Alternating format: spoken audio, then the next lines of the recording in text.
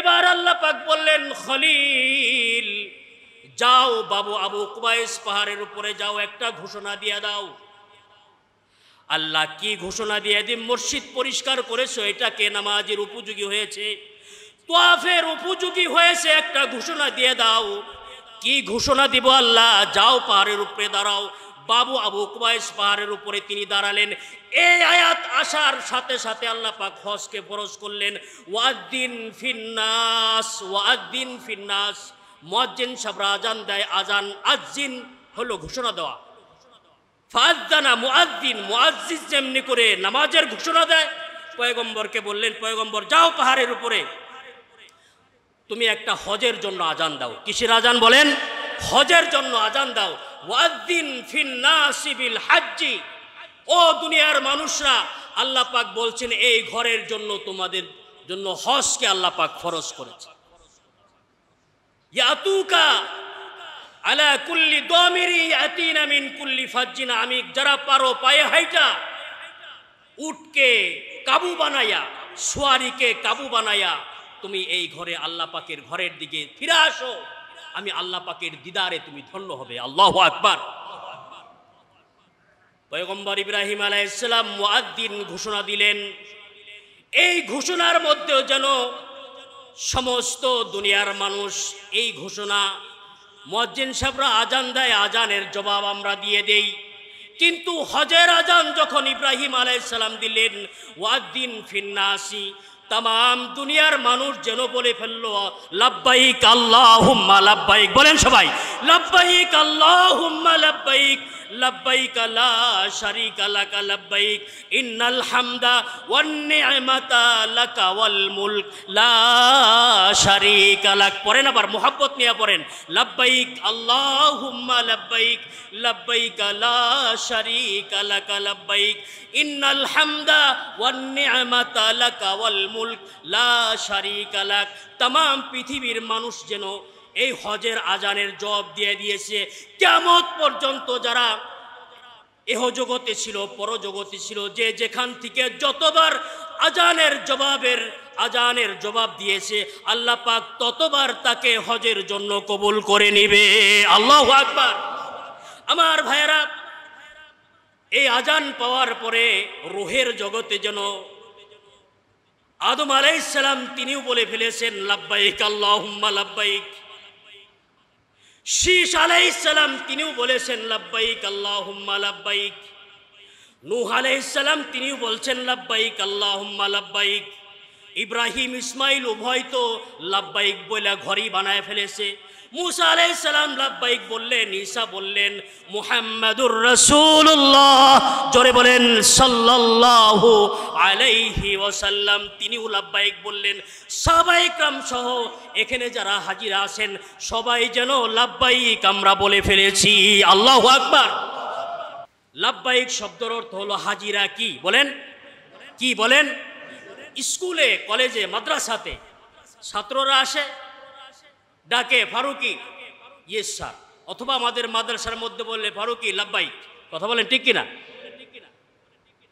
শিক্ষক তার ছাত্রদেরকে বলে হাজিরা খাতায় লাব্বাইক। আল্লাহ পাক যেন এটা বুঝাইতে চান, আমি কাবার মধ্যে আমার একটা হাজিরা খাতা রাখছি। আল্লাহু আকবার কোন। কাবার মধ্যে আমি একটা হাজিরা খাতা রাখছি, এই হাজিরা মধ্যে আমি হাজিরি দেই। আমি সর্বপ্রথম যখন আজান হয়েছে, আজান হওয়ার সাথে সাথে আজানের জবাব যে দিয়েছে, আমার দরবারে যে আসছে সর্বপ্রথম আদম আলাইহিস সালাম, তিনি বলছেন লাব্বাইক, আমি হাজিরা দিয়ে দিছি। আল্লাহু আকবার কর। শীশ আলাইহিস সালাম আসছে, আমি হাজিরা দিয়ে দিয়েছি।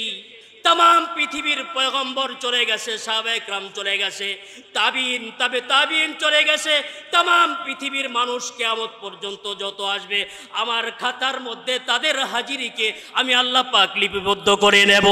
সুবহানাল্লাহ। আমার ভাইয়েরা, লাব্বাইক দিলাম আর ঘুরি। আত-তাইফিন আমরা ঘুরতে থাকি আর বলতে থাকি রব্বানা যালামনা আনফুসানা, আল্লাহ তোমার দরবারে হাজিরে দিলাম, না জানি ভুল হয়ে গেছে, আল্লাহ আমাকে মাফ করে দেন। যেখান দিয়ে পয়গম্বর আদম আলাইহিস সালাম ঘুরলেন, শীষ আলাইহিস সালাম ঘুরলেন, তামাম পয়গম্বর ঘুরলেন, সাহাবায়ে কেরাম ঘুরলেন, আমি আপনার মতো গোলামও ওখান দিয়া ঘুরে, কথা বলেন ঠিক কিনা, ওখান দিয়ে ঘুরে তাদেরও একই কথা ছিল, আল্লাহ তোমার পিছনে আমাকে ঘোরাইলা, এটাকে 7 চক্কর দিলাম আমি, আল্লাহ তোমার পিছনে আমি ঘুরি, আল্লাহ দুনিয়ার কোনো যশ খেতে চাই না, আল্লাহ তোমার পিছনে আমাকে ঘোরাও, আল্লাহ দুনিয়ার কোনো পদ পদবি আমি চাই না, আল্লাহ তোমার পিছনে আমারে ঘোরাও, দুনিয়ার কোনো প্লট আমি চাই না, আল্লাহ তোমার পিছনে ঘোরাও, আল্লাহ দুনিয়ার কোনো ডিগ্রি মিগ্রি চাই না, আল্লাহ তোমার পিছনে আমাকে ঘোরাও, আল্লাহ যতদিন দুনিয়ার মধ্যে বাঁচায় রাখবা, আল্লাহ তোমার পিছনেই আমাকে ঘোরাইতে থাকো। আল্লাহু আকবার। এটা হলো হজের আসল মাকসাদ। লব্বাইক আল্লাহুম্মা লব্বাইক, আল্লাহ হাজিরা দিলাম, লা শরীকা লাক লব্বাইক, আল্লাহ তোমার সাথে কাউকে শরীক, জোরে কোন, তোমার সাথে কাউকে শরীক করব না। ইসলামের অন্যতম যে স্তম্ভ হজ, এটাকে নিয়ে আলোচনা করব। তো এর আগে যেটা সবচেয়ে গুরুত্বপূর্ণ সেটা হলো আল্লাহ পাক যে বিধানগুলো আমি আপনাকে দিয়েছে, নামাজ, দেখেন নামাজ সম্পর্কে কোরআনে কারিমে কোনো সূরা নাই,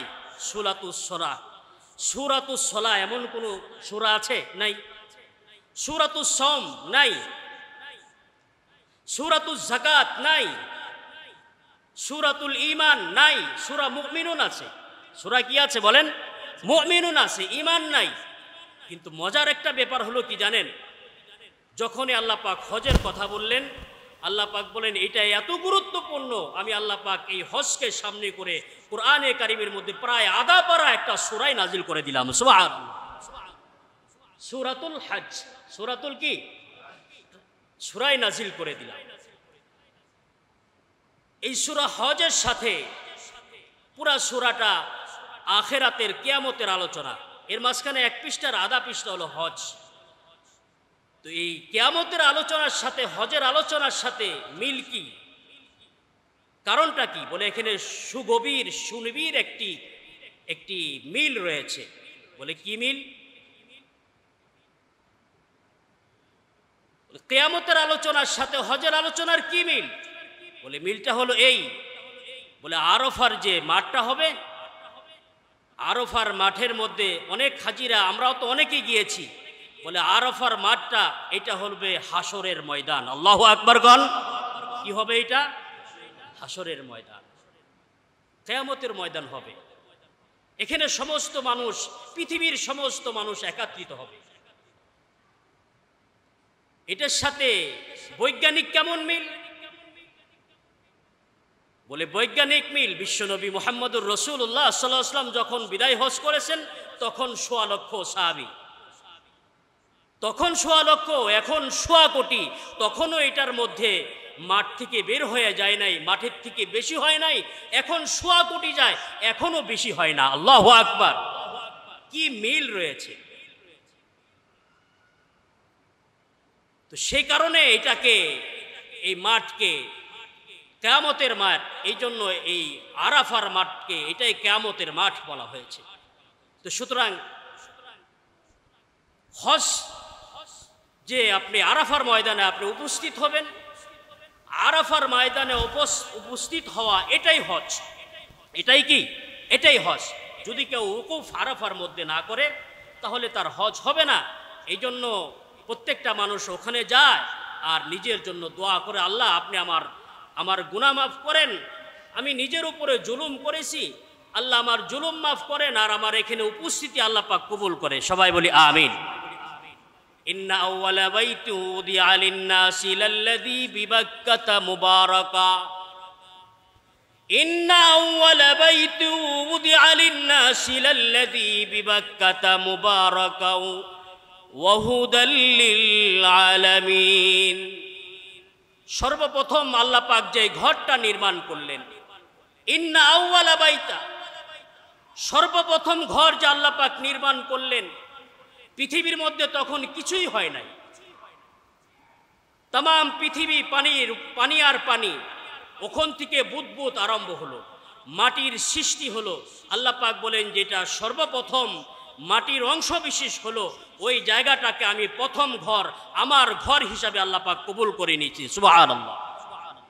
বুদি আলিন্নাসি লাল্লাযী বিবাক্কা, এখন আমরা এটাকে মক্কা বলি, কোরআনের ভাষায় বলা হয়েছে বাক্কা। ওয়াহুদাল লিল আলামিন, এটা প্রত্যেকটা মানুষের জন্য হেদায়াত। ইন্না আউওয়ালা বাইতু উদিআ লিন-নাসি লাল্লাযী বিবাক্কা মুবারাকা, বলে এই ঘরটা বরকতপূর্ণ ঘর, মুবারাকা, অনেক বরকত দিয়ে এই ঘরটাকে আল্লাহ পাক রেখেছেন। সর্বপ্রথম বরকত হলো এই ঘরের মধ্যে যারা যাবে জীবনের মধ্যে বরকত। আল্লাহু আকবার গণ। জীবনের মধ্যে বরকত, হায়াতের মধ্যে বরকত, রিজিকের মধ্যে বরকত, আর নেকির মধ্যে বরকত রয়ে গেছে, তার হায়াতের জিন্দেগির মধ্যে বরকত রয়ে গেছে। বলে কেমন বরকত? বান্দা তুমি এই ঘরের মধ্যে আসবা, মুবারাকা, এক ওয়াক্ত নামাজ পড়বা, এমন বরকত আমি আল্লাহ পাক দান করব, এক রাকাত নামাজের কারণে তোমার নামায় আমলের মধ্যে আমি আল্লাহ পাক 1,00,000 রাকাতের নেকি আমি আল্লাহ দান করে দেব। মুবারাকা বলেন শব্দটা কি? মুবারাকা, বরকত, বরকত, অসংখ্য অগণিত বরকত। ওহুদাল লিল আলামিন, तमाम পৃথিবীর মানুষের জন্য, সমস্ত কুল কায়নাতের জন্য আল্লাহ পাক বরকত রেখেছেন। আর এই বরকত প্রত্যেকটা মানুষের পৌঁছানোর জন্য আল্লাহ পাক ঘর নির্মাণ করলেন। ঘরকে মানুষের মাঝে পৌঁছে দেওয়ার জন্য, বরকত तमाम পৃথিবীর মানুষের কাছে পৌঁছে দেওয়ার জন্য আল্লাহ পাক তার খলিলকে নির্বাচন করলেন। ও খলিল, আপনি এই ঘরকে পুনর্নির্মাণ করেন।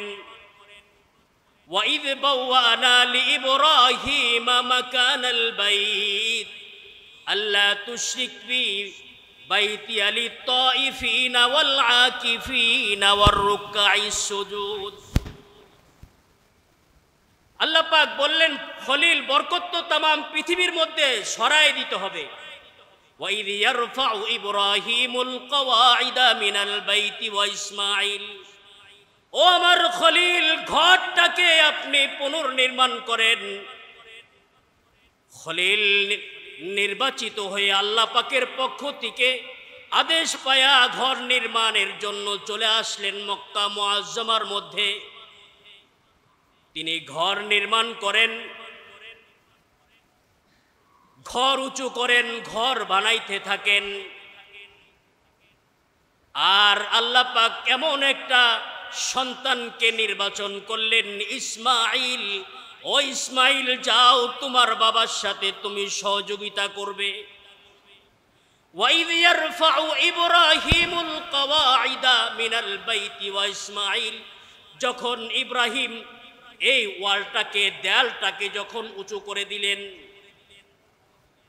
উঁচু হয়ে যখন গেল, তিনি আর এটাকে লাগার পারে না, আর করা সম্ভব হয় না। ডাক দিলেন, কোথায় রে ইসমাইল, আয়, আমি আল্লাহ পাকের ঘর পুনর্নির্মাণ করতেছি, এই ঘর বরকতপূর্ণ, ঘরের মধ্যে তুই একটু শামিল হ। ছোট্ট বাচ্চা বাবার এই আদেশ পায়া চলে আসছে, বাবা উপরে দাঁড়িয়ে থাকে, আবার নিচে নামে, পাথরগুলা দে, পাথরগুলা দে, পাথর বাবার কাছে দেয়।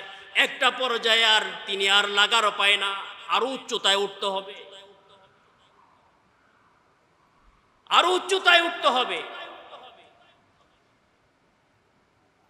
যাও পাথর নিয়ে আসো। ইব্রাহিম আলাইহিস সালাম ইসমাইলকে বলে, যাও পাথর নিয়ে আসো। তিনি মাথায় করে, টুকরিতে করে পাথর নিয়ে আসেন। আবু কুবাইস পাহাড় থেকে নিয়ে আসেন, মেসফালাত থেকে পাথর নিয়ে আসেন, জিন মসজিদের গলির থেকে পাথরগুলা টুকরি ভরে মাথায় করে নিয়ে আসেন, বাবার কাছে এসে রাখেন। বাবা, এই পাথরগুলা আনছি, অনেক কষ্ট করে আনছি, দেখেন না অনেক পাথর, দেখেন আমার দিকে। তো ইব্রাহিম আলাইহিস সালাম এই পাথরগুলা ধরে, টুকরিতে পাথর আনছে, পাথরগুলা ধরে ধরে এরকম ভাবে লাড়াচাড়া করে পাথর এইভাবে ফেলে দেয়, আবার আরেকটা ধরে আবার ফেলে দেয়, আবার আরেকটা ধরে ফেলে দেয়। এক টুকরি পাথর আনছে, এর মধ্য থেকে দুই একটা লাগায় আর বাকিটা ফেলায়, যাও আবার পাথর নিয়ে আসে।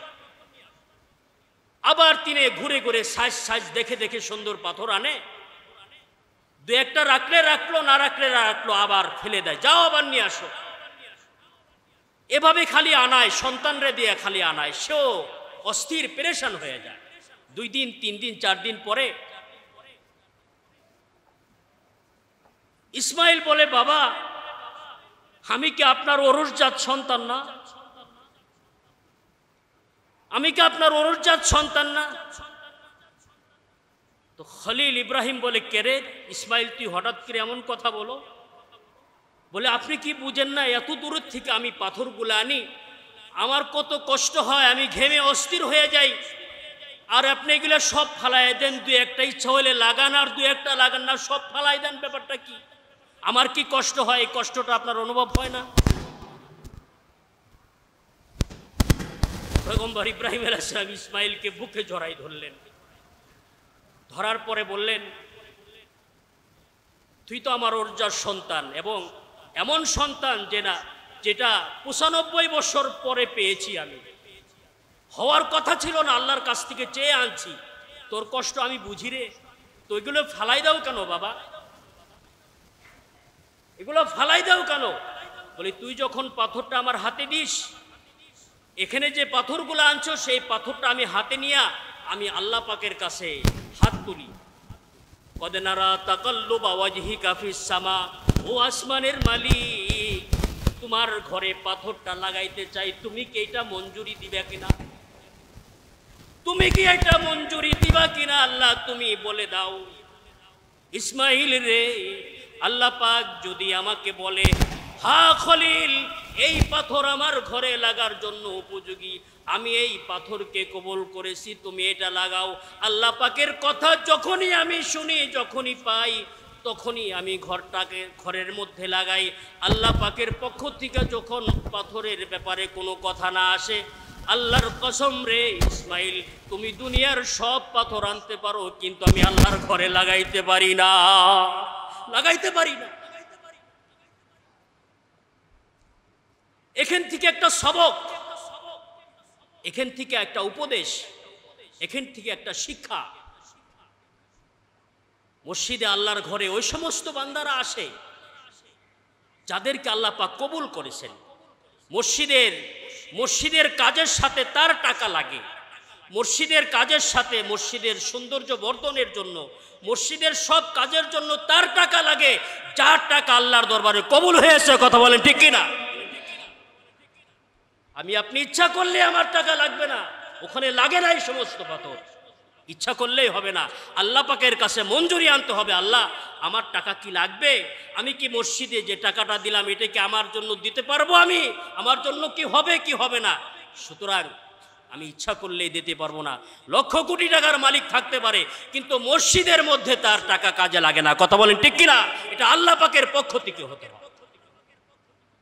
আল্লাহ পাক আমাদের সহি বুঝ দান করে, সবাই বলি আমিন। আমার ভাইয়েরা, হজের কথা বলতেছিলাম। আল হাজ্জু আশহুরুম মা'লুমাত ফামান ফারাদা ফীহিন্নাল হজ্জ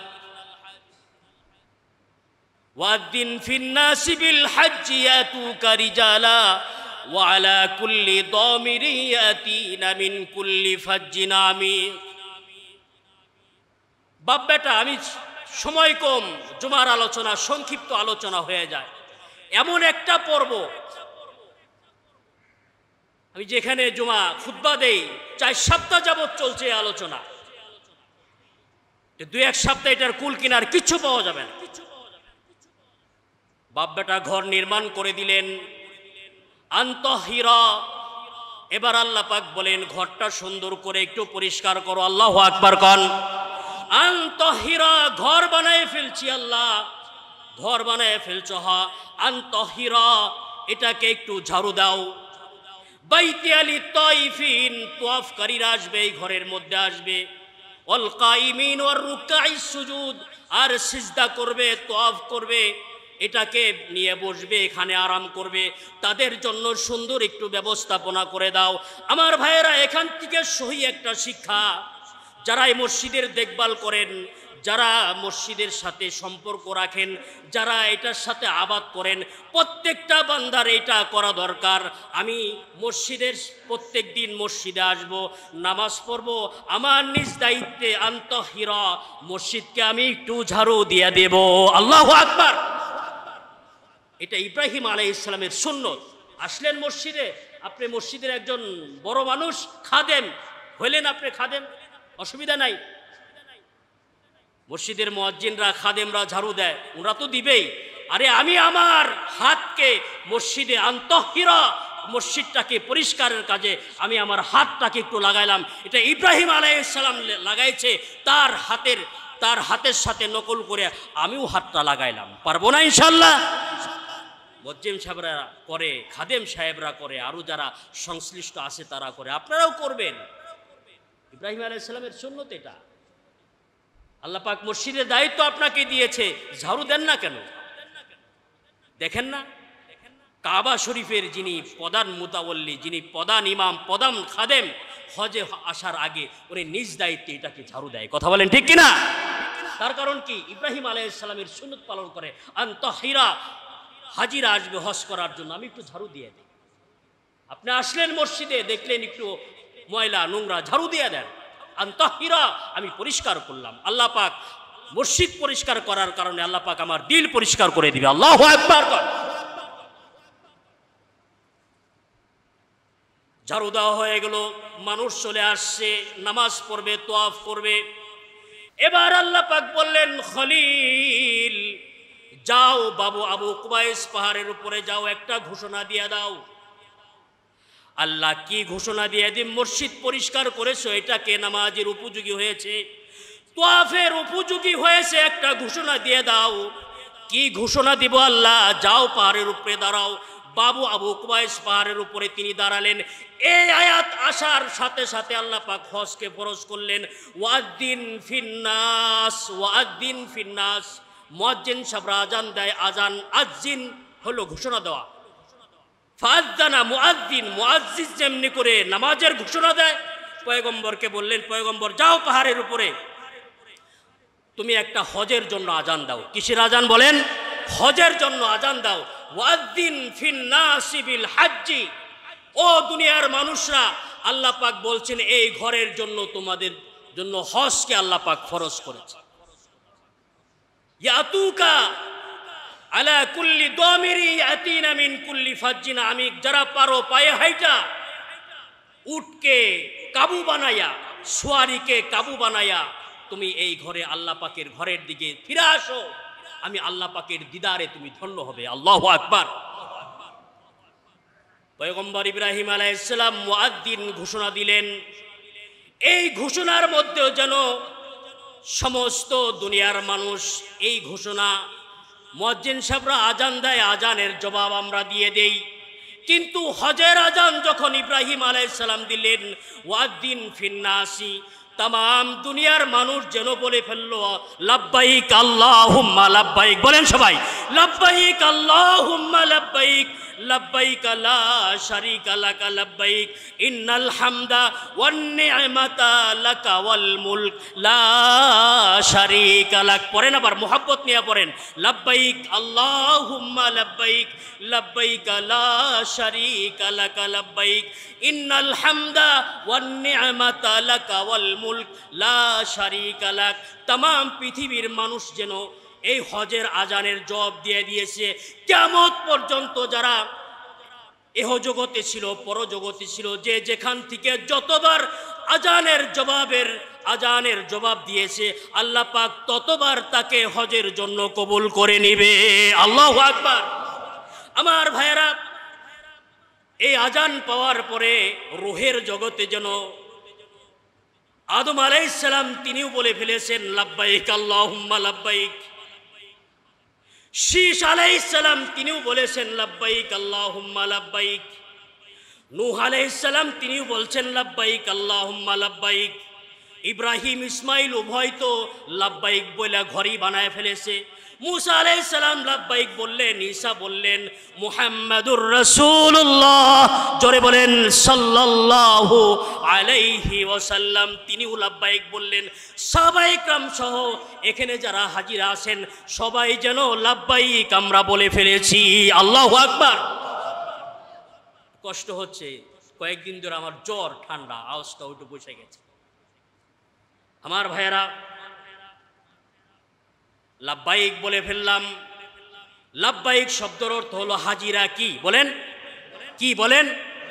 স্কুলে, কলেজে, মাদ্রাসাতে ছাত্ররা আসে, ডাকে ফারুকি, ইয়েস স্যার, অথবা আমাদের মাদ্রাসার মধ্যে বললে ফারুকি লাব্বাইক। কথা বলেন ঠিক কিনা? শিক্ষক তার ছাত্রদেরকে বলে হাজিরা খাতায় লাব্বাইক। আল্লাহ পাক যেন এটা বুঝাইতে চান, আমি কাবার মধ্যে আমার একটা হাজিরা খাতা রাখছি। আল্লাহু আকবার কোন। কাবার মধ্যে আমি একটা হাজিরা খাতা রাখছি, এই হাজিরা মধ্যে আমি হাজিরি দেই।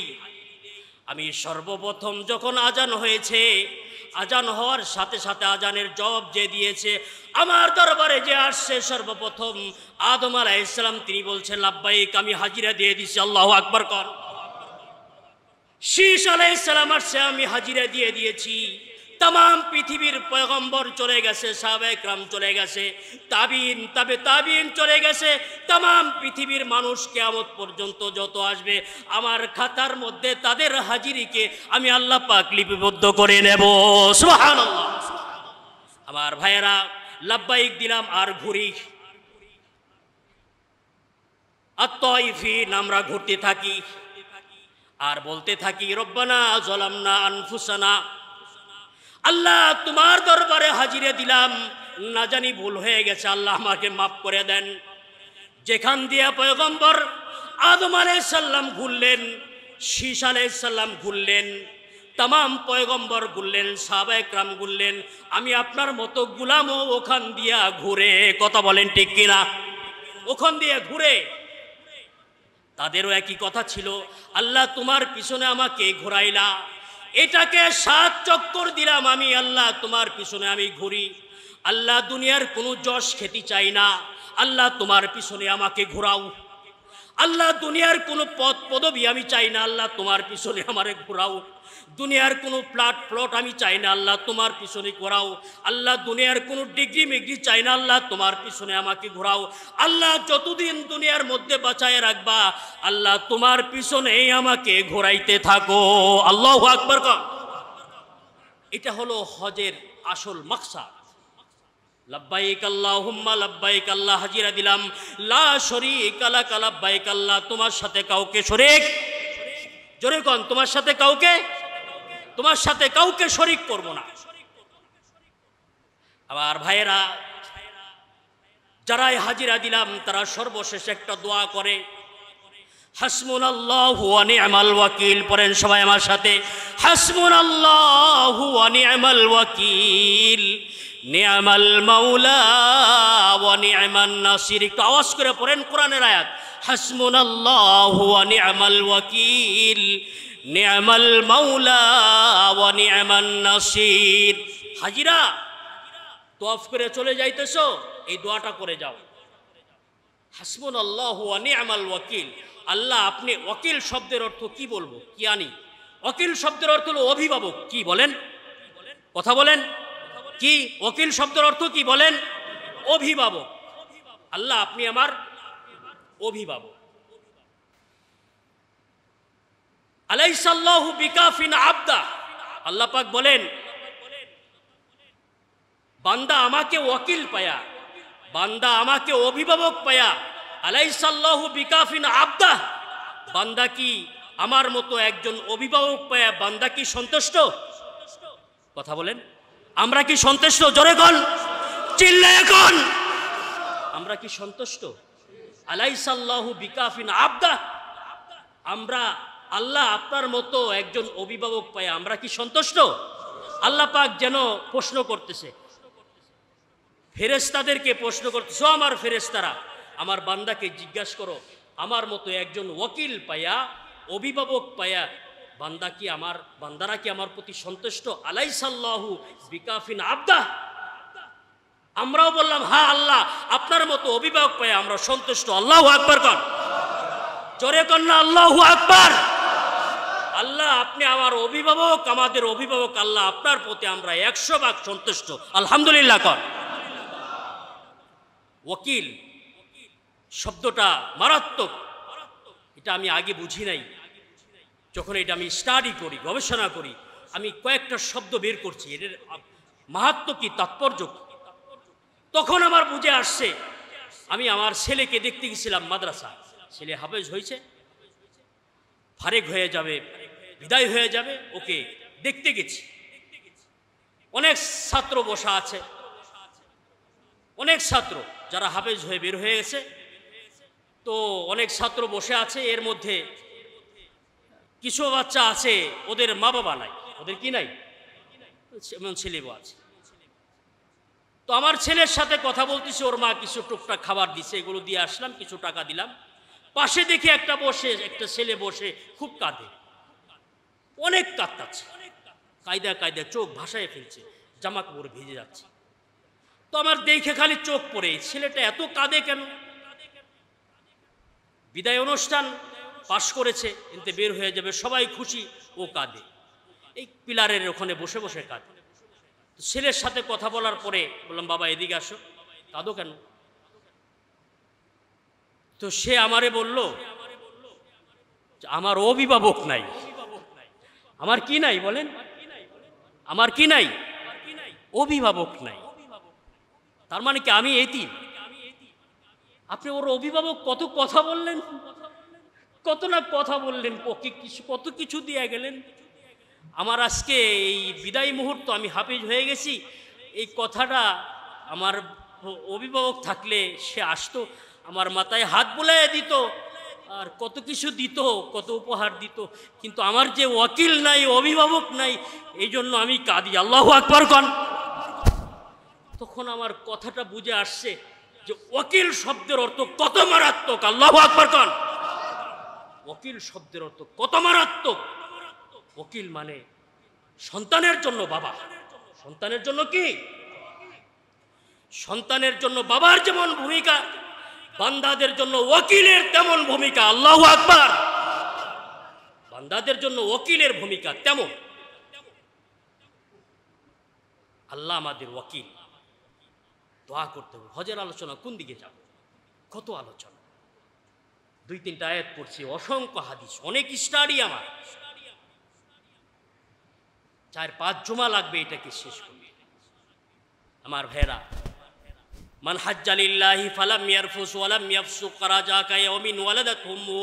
বুখারীর বর্ণনার মধ্যে বিশ্ব নবী মুহাম্মদুর রাসূলুল্লাহ সাল্লাল্লাহু আলাইহি ওয়াসাল্লাম বলেন, কোন ব্যক্তি আল্লাহর জন্য হজ করলো, মান হাজ্জা লিল্লাহ ফালাম ইয়ারফুস ওয়ালাম ইয়াফসুক, কোনো রকম অশালীন কথা বললো না, গুনাহ কাজ করলো না, ওই ব্যক্তি হজ করে বাড়িতে আসলো, কেমন যেন তার মা সদ্য আজকে তাকে ভূমিষ্ঠ করে দুনিয়ার মধ্যে পাঠাইলো। তার আমল নামার মধ্যে যেমনি করে কোনো গুনাহ থাকে না, আল্লাহ পাক বলেন তার আমল নামার মধ্যে কোনো গুনাহ থাকে না, কোনো গুনাহ থাকে না। আর ভাইয়েরা,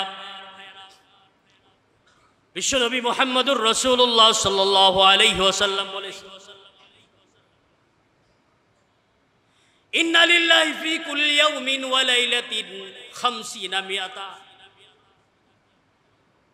এমন একটা ঘর রে বান্দা, যেই ঘরের উপরে আল্লাহ পাক দিনে আর রাত্রে অন্তত 120টা রহমত নাজিল করে। কয়টা? ইন্না লিল্লাহি ফি কুল্লি ইয়াউমিন ওয়া লাইলাতিন 70 মিয়াতা মাররা। এমন একটা ঘর বাইতুল মামুরের নিচে আল্লাহ পাকের কাবা ঘর, আল্লাহ পাক বলেন খাস 120টা রহমত প্রতিদিন আমি এখানে নাজিল করি। কয়টা? জোরে বলেন কয়টা? আরো জোরে কর না, কয়টা? আমার আওয়াজ একটু কষ্ট আপনারা বুঝতেছেন, একটু জোরে আওয়াজ দেন। কয়টা? 120টা রহমত আল্লাহ পাক নাজিল করেন। তানসিলু হাদাল বাইত, এই ঘরের উপরে আল্লাহ পাক 120টা, বুখারীর বর্ণনা 120টা রহমত নাজিল করে। রহমত পাইবার জন্য যারা যায়, সিত্তুনা লিত্তাইফিন, যারা ঘরের চারপাশে তওয়াফ করে, কি করে? চারপাশে যারা লাব্বাইক লাব্বাইক বলে তওয়াফ করতে থাকে, সিত্তুনা লিত্তাইফিন, আল্লাহ পাক বলেন 120টা রহমতের মধ্য থেকে 60টা তাদের জন্য আমি বরাদ্দ দিয়ে দেই। কয়টা রইল? কয়টা রইল? 60টা চলে গেছে, কয়টা বাকি আছে? সিত্তুনা লিত্তাইফিন, তওয়াফকারীদের জন্য কয়টা? 60টা। কয়টা বাকি আছে? 120-এর মধ্যে 60 চলে গেছে, কত থাকলো? 40 লিল মুসাল্লিন, যারা এটার মধ্যে মুসল্লি হয়, নামাজ আদা করে, যারা মুসল্লি হলো, নামাজ আদা করলো, আল্লাহ পাক বলেন তাদের জন্য আমি 40টা বরাদ্দ দিয়ে দিলাম। কয়টা থাকলো?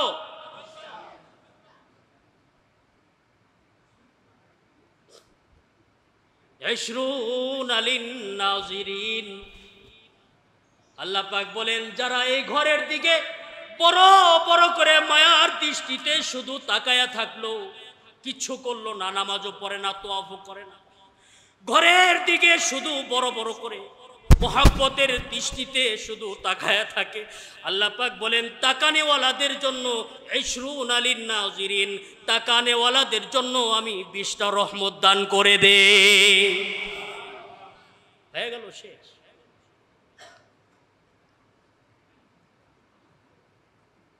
আবার ভাইয়েরা, হাদিসের মিসদাকের মধ্যে আসছে, দুনিয়ার কোনো মানুষ চোখের যদি সমস্যা হয়, চোখের পাওয়ার দিন দিন কমে যাচ্ছে, কোনো ওষুধে কাজ হয় না, চোখের পাওয়ার ভালো না, ভালো দেখতে পারে না, ওই ব্যক্তি যেন আল্লাহ পাকের ঘরের দিকে তাকায়, তাকানের সাথে সাথে আল্লাহ পাক বলেন যত তাকাবি, তাকায়ে থাকবি, তাকায়ে থাকবি, ওই ঘর থেকে ফিরে আসার আগে তোর চোখের জ্যোতিকে আমি আল্লাহ পাক ভালো করে দেব। 3 জায়গায় দৃষ্টি করলে চোখের জ্যোতি বাড়ে। 3 জায়গায় কি করলে? দৃষ্টি দিলে, মহব্বতের দৃষ্টি দিলে কি বাড়ে? চোখের জ্যোতি বাড়ে। 1 নম্বর হলো কাবার দিকে মহব্বতের দৃষ্টিতে তাকাবে, প্রাণ ভরে মায়া ভরে মহব্বত নিয়ে যে তাকাবে, আল্লাহ পাক বলেন তার দৃষ্টির শক্তি আমি বাড়িয়ে দেব। সুবহানাল্লাহ কোন? আরো জোরে কোন না সুবহানাল্লাহ। বুঝেন না? একবার সুবহানাল্লাহ বলবেন, আসমান আর জমিনের মধ্যে যত ফাঁকা জায়গা আছে আল্লাহ পাক নেকি দিয়ে ভরপুর করে দেয়। সুবহানাল্লাহ, সুবহানাল্লাহ। এটা কোরআনের আয়াত। এটা কিসের আয়াত বলেন? আবেশ সাহেবরা, মৌলানা সাহেবরা উপস্থিত, কত আলেম। সুবহানাল্লাহ কোরআনের আয়াত না? এই কথা বল না, ফাসুবহানাল্লাহি হিনা তুমসুন ওয়া হিনা তুসবিহুন। আল্লাহু আকবার। আল্লাহ পাক বলেন কোন ব্যক্তি যদি সুবহানাল্লাহ বলে, সুবহানাল্লাহ কোন ব্যক্তি বলে যদি, তাহলে আমি আল্লাহ পাক আটকে উঠি, চমকে উঠি, আরে আমার নাম কে বললো রে, তার দিকে আমি দৃষ্টি দিই। এটা আমিও দেখি মাঝে মধ্যে, রাস্তাঘাটে চলি এদিক সেদিক, হঠাৎ দেখি বয়ান বাজতেছে আমার, দেখি কে রে আমার বয়ানটা শুনে, তার দিকে একটু মায়া লাগে। কথা বলেন ঠিক কিনা? মায়া লাগে, কে রে আমার বয়ানটা শুনতেছে। এমনই যেন যদি কেউ সুবহানাল্লাহ বলে ফেলে, আল্লাহ পাক বলে আমার কথা কে বলে রে, ওই দিকে আমার দৃষ্টি চলে যায়। আল্লাহু আকবার কর, ফাসুবহানাল্লাহ, আল্লাহু আকবার, ফাসুবহানাল্লাহি হিনা তুমসুন। যে আমার কথা বলে সুবহানাল্লাহ বললো, তো আমি যেন তার দিকে রুজু হয়ে যাই, তাকাইতে থাকি। বলতেছিলাম 3 জায়গার মধ্যে রহমতের দৃষ্টি দিয়া তাকাইলে চোখের জ্যোতি বেড়ে যায়। 1 নাম্বার হলো কাবা ঘর, 2 নাম্বার হলো বিররুল ওয়ালিদাইন। কোন সন্তান মায়া বরে মহব্বত নিয়া, নেক দৃষ্টি নিয়া, মহব্বত নিয়া মার বাবার দিকে মহব্বতের দৃষ্টিতে তাকা। হাজ্জাম মাবরুরা। দেখেন হজের সাথে কত মিল। বান্দা এখন 9 লক্ষ টাকা, 8.5 লক্ষ 9 লক্ষ টাকা লাগে হজ করতে। হজ করে আসবে, কবুল হবে কি হবে না নিশ্চয়তা নাই। কথা বলেন ঠিক কিনা? যদি যদি তোমার টাকা হালাল না হয়, কঠিন অবস্থা হয়ে গেছে। এখন পরহেজগার, খুদাবিরু, মুত্তাকি, আল্লাহওয়ালা আলেমদের জন্য হজ করা কঠিন হয়ে গেছে। কথা বলেন ঠিক কিনা? কঠিন হয়ে গেছে। এখন সব উল্টাপাল্টা লোকরা হজ করতে যায়, টাকা বেশি তাদের, অনেক টাকা, টাকার কারি কারি টাকা। এই জন্য আমি আমার বক্তৃতায় বলি, আপনার দলীয় পাওয়ার আছে, কারি কারি টাকা আছে, যৌবনের উদ্যম আছে, আপনার চলা তো পাগলা ঘোড়ার মতো। আপনার চলা কি পাগলা ঘোড়ার মতো? কি বললাম? যৌবনের উদ্যম, কারি কারি টাকা, দল ক্ষমতা। আপনার সাথে পারে কে? আপনার তো পাগলা ঘোড়ার মতো আপনার গতি। গতি লাগাম টানবে কে? জোরে বলেন আল্লাহ। কে টানবে? এই কারি কারি টাকা নিয়ে। এটা আমি আবেদন জানা, আমি মসজিদেও বলছি, যারা এই হজের সাথে এরকম এত টাকা দিয়া সাধারণ মুসল্লি, সাধারণ ইমানদার, মুত্তাকি, পরহেজগার, খুদাবিরু সারা জীবন ভরে শুনছে 3 লাখ 3.5 লাখ টাকা লাগে। অনেক মুসল্লি আমার কাছে বলছে, হুজুর 15 বছর ধরে শুনছি 3 লাখ টাকা লাগে। এটা মিলাইছি 15 বছর বাজার খরচ কমায় কমায়, এখন দেখি 8.5 লাখ লাগে। কেরা এই কাজ করলো? আমরাও বলছি যারা এই কাজ করছে, যারা এটার সাথে জড়িত, আল্লাহ পাক যেন তাদেরকে হেদায়েত নামক দৌলত দান করে। সবাই বলি আমিন। সাধারণ মুসলমান হজ করার জন্য দেশের সরকার ভর্তুকি দিয়ে হইল এদের করা, কত টাকা দিয়ে আমরা কি করে যাব? কথা বলেন ঠিক কিনা?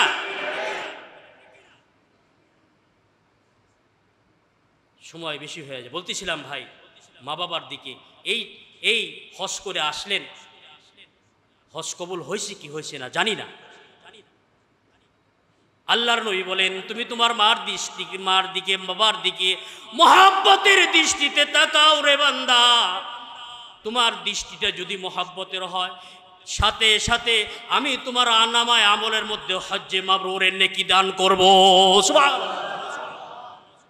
3 নাম্বার হলো, কোন ব্যক্তি যদি দেখে কোরআন শরীফ পড়ে, দেখে কোরআন শরীফ পড়ে, মুখস্থ কোরআন শরীফ পড়ে, কিন্তু পারার পরও বলে মুখস্থ তো পারি, কিন্তু কোরআন শরীফের হরফগুলা দেখা পড়ে, বানান উচ্চারণ করে পড়ে, লাইনের ফাঁকে ফাঁকে বাঁকে বাঁকে সুন্দর সুন্দর করে তাকায়, কিভাবে শব্দটার গাঁথুনি হয়েছে, কিভাবে লাইনটা শেষ হয়েছে, সব লাইন যেন শেষে মিল রেখেছে। আর রহমান আল্লামাল কুরআন খালাকাল ইনসান আল্লামাল বায়ান, প্রত্যেকটার শেষে যেন দন্তের ন লাগায় দিছে। কথা বলেন ঠিক কিনা? আমরা ছাত্র জীবনে সনেট কবিতা পড়েছি, সবটার সাথে কি মিল রাখা?